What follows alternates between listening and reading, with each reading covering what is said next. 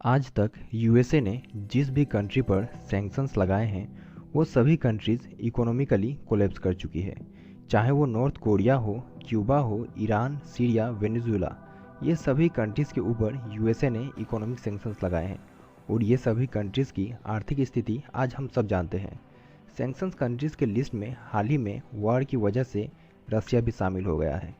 US जिस भी country पर सैंक्शंस लगाता है उस देश से दुनिया की किसी भी कंट्री ट्रेड करना बंद कर देती है, क्योंकि कोई भी देश यूएस के खिलाफ नहीं जाना चाहता और ट्रेड बंद होने के कारण सैंक्शंस कंट्रीज इकोनॉमिकली कोलैप्स कर जाती है।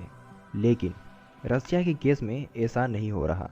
आज भी इंडिया और चाइना रसिया से ट्रेड कर रहे हैं और रसिया की इकोनॉमी अभी भी सर्वाइव कर पा रही है। आखिर ऐसा क्या है कि इंडिया यूएस सैंक्शंस की परवाह किए बगैर ही वो आज भी रसिया से ओपनली ट्रेड कर रहा है और यूएसए ये सब कुछ देखकर भी कुछ नहीं कर पा रहा।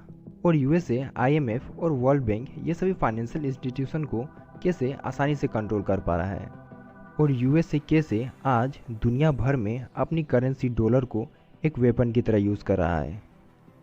तो चलिए जानते हैं। दोस्तों, जब से यूएसए और बाकी सभी वेस्टर्न कंट्रीज रसिया के ऊपर सैंक्शंस लगाए हैं तब से कोई भी देश डायरेक्टली रसिया से ट्रेड नहीं कर रहा, जिससे कि ये दर्शाता है कि आज यूएस दुनिया में कितनी पावरफुल कंट्री है और यूएस ये सब कुछ देखकर अपने आप को काफ़ी सुपीरियर महसूस करता है।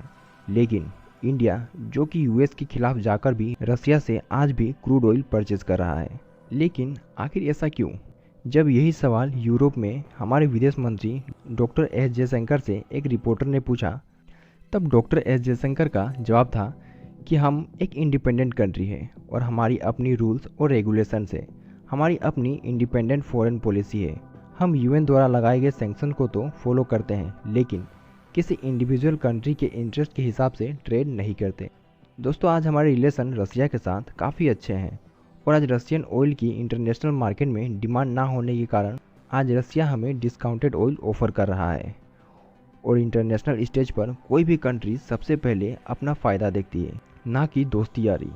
और इस केस में अगर इंडिया रसिया से डिस्काउंटेड ऑयल परचेज ना करे तो इसका सीधा इम्पैक्ट हमारी फॉरेक्स रिजर्व पर पड़ेगा, क्योंकि हम 90% क्रूड ऑयल इंटरनेशनल मार्केट से इंपोर्ट करते हैं और इंटरनेशनल मार्केट में क्रूड ऑयल के प्राइस काफ़ी ज़्यादा हाई है, जिसकी वजह से हम रसिया की डिस्काउंटेड ऑयल परचेज कर रहे हैं।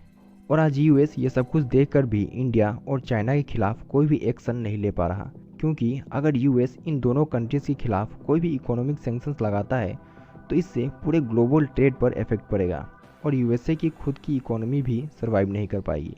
और इससे ये दिखता है कि यूएस छोटे छोटे कंट्रीज़ को तो दबा सकता है, डरा सकता है, लेकिन इंडिया और चाइना जैसे बड़े कंट्रीज़ के ऊपर अपना हुक्म नहीं चला सकता।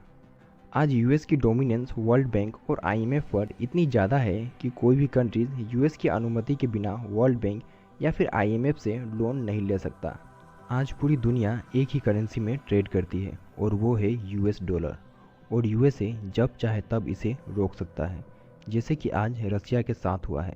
आज यूएस डॉलर को एक वेपन की तरह इस्तेमाल कर रहा है और इसी डर से छोटी छोटी कंट्रीज़ यूएस सैंक्शंस के खिलाफ नहीं जाना चाहती और आज नहीं तो कल पूरी दुनिया को मिलकर यूएस डॉलर का सब्स्टिट्यूट निकालना पड़ेगा और यूएस की इस डोमिनेंस को ख़त्म करना पड़ेगा।